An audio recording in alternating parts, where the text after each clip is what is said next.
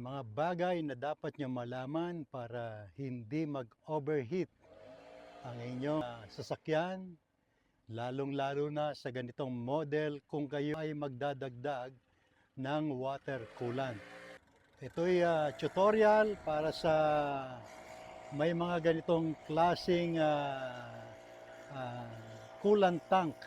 So ituturo ko sa inyo kung ano ang dapat gawin kung kayo ay magdadagdag ng coolant sa inyong mga sasakyan upang maiwasan ang overheat. Ito ang BMW, mga European cars. So, karamihan sa mga European cars, especially BMW, ay merong pinaka-screw dito kung saan nilalagyan ng coolant itong area na ito. So, kung maglalagay kayo, kailangan yung i-bleed. Ito yung bleeding point. So, lagyan nyo, buksan nyo to.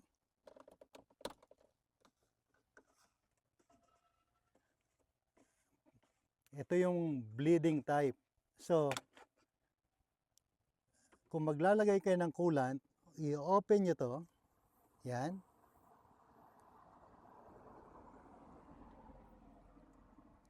Ito yung pinaka-plug niya. Yan. And then, maglalagay tayo ng coolant. Habang naglalagay kayo ng coolant, babantayan nyo ito na lumabas ang coolant dito, ang tubig. So, ito yung pinaka-plug, pang-bleed. Ito, yan. Dito nakalagay yan. So, lalagay nyo ng coolant yan, green coolant o red. And then, antayin nyong lumabas yung coolant. Ayan. So,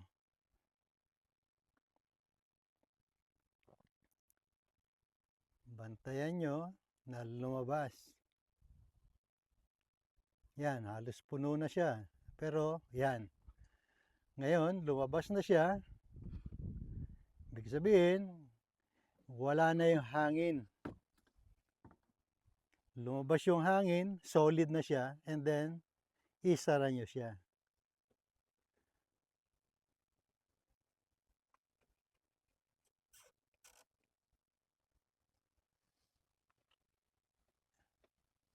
At saka nyo takpan.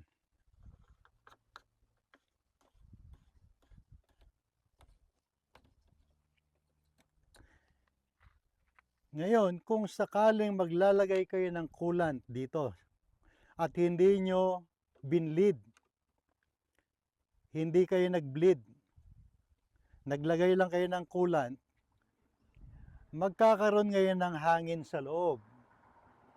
Ang magiging epekto niyan, mag-overheat ang inyong makina. Kasi nagkaroon ng hangin sa loob.